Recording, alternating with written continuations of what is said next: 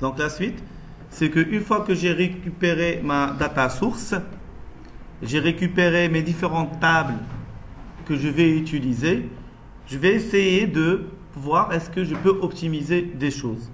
Déjà, par exemple, ici, il y a ces préfixes dim qui ne sont pas très intéressants dans mon AK parce que logiquement, les dimensions, on ne les a pas encore préparées.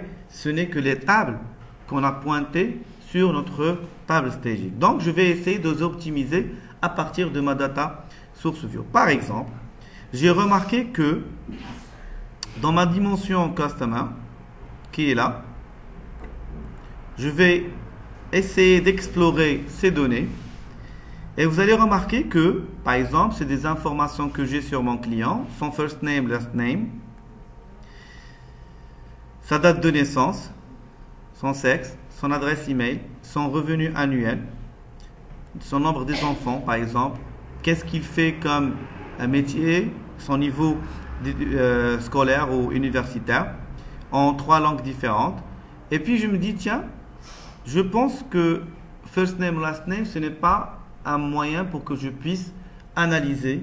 Parce que, en fait, généralement, quand je vais vouloir analyser par un client, John ou Elisabeth ou Julio, ce n'est pas intéressant, comme si je récupère la totalité de son nom.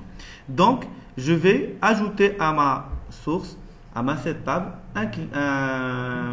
un nombre calculé. Donc, je vais pour l'instant dire une colonne supplémentaire parce que je ne peux pas parler de nombre du moment que je ne suis pas dans une dimension.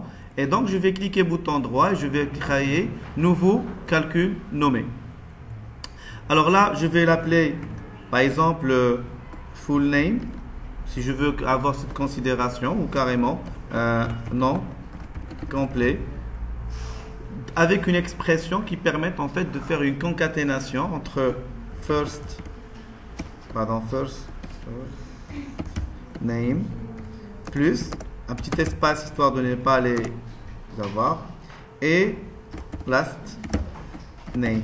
Je vais tester tout ça, donc je vais faire OK et je vais essayer d'explorer encore ma data. En règle générale, c'est une nouvelle colonne qui vient d'être créée, elle sera mise à la fin.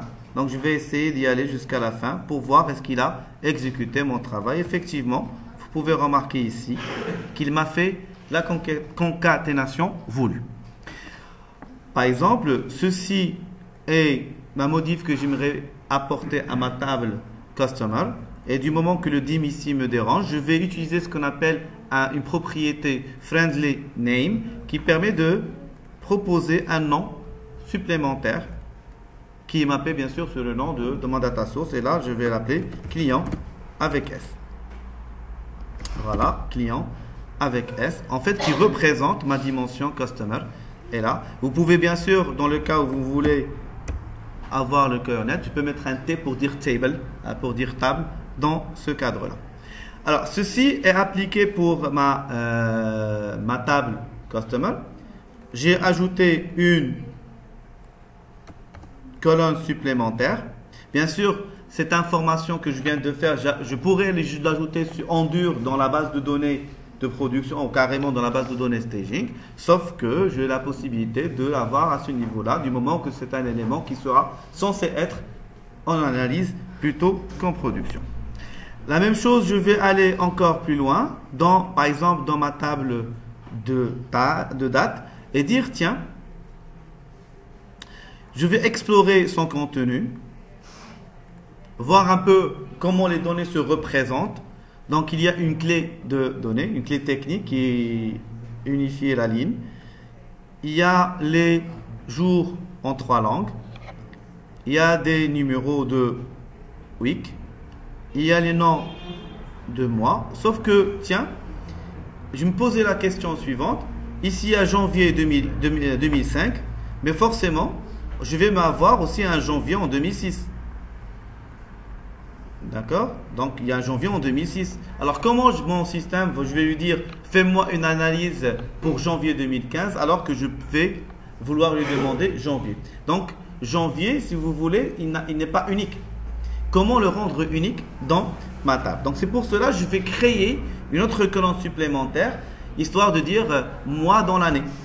D'accord? Et pour cela, Je vais encore sur ma table. Je vais ajouter un numéro. Et là, je vais l'appeler par exemple mois. Là, nom du mois par année. Bon, je vais éviter quand même le et je vais le faire comme ça. Alors, par contre, il faut que je crée ça, son expression. Alors, je vais faire une erreur quand même, histoire de vous dire quel est l'intérêt d'avoir un espace expression ici. Par exemple, l'idée c'est d'avoir janvier 2005, janvier 2006, et donc je vais utiliser le nom du mois. Donc, je vais chercher ici comment on appelle un mois. Donc, il y a French month name que je vais récupérer, French. Voilà, pardon, French month. Il y a un U en plus là. Month name plus la même chose, la même petite histoire. Je vais ajouter calendrier pour le désigner comme quoi c'est le mois de quelle année. Calendar. Pardon. Hier. Voilà, je fais OK. Et bien, quand même, ça serait l'occasion de explorer pour voir est-ce que le résultat est bon. Il risque de ne pas être bon pour simple raison que je suis en train de concaténer un caractère avec une chaîne de caractères par rapport avec un entier. Donc, c'est l'occasion de dire ah, c'est vrai, on change. En fait, il faut passer par une petite conversion pour pouvoir faire cette concaténation. Donc, je vais mettre convert. Sur quoi? Bon, je vais mettre un char de 4 parce que quand même le year il est représenté sur 4 positions, virgule, calendrier. Voilà. Je teste encore pour voir est-ce que c'est bon. J'arrive jusqu'à la fin. Ben, effectivement, le rendu que je voulais, c'est ça. C'est-à-dire d'avoir une colonne qui me spécifie d'une manière unique le mois à mois.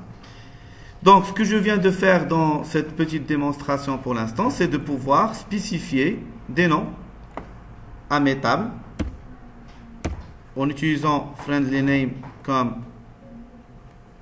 attribut, propriété, pardon, qui travaille sur les noms de ma data source.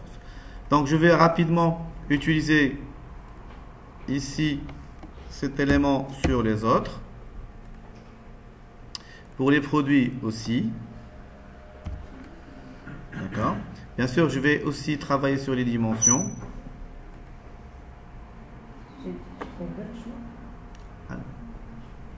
D'accord. Donc, voilà. Et là, au lieu que j'ai fact machin, donc je vais essayer d'utiliser F pour dire fact et Internet Sales, donc je vais dire vente sur Internet directement. Bien. J'ai l'impression que j'ai oublié une table parce que logiquement il me faut le produit qui appartient à une, par exemple ici vous avez produit qui appartient à une sous-catégorie, mais j'ai remarqué que la table catégorie n'y est pas. C'est pas grave. Je clique bouton droit, je vais ajouter une table supplémentaire qui s'appelle dans mon choix ici catégorie. Donc la voici. Donc, remarquez ici, il y a catégorie que je viens d'ajouter. Là, le chaînage se fait automatiquement avec produit. Donc, voilà, ça va être Floco.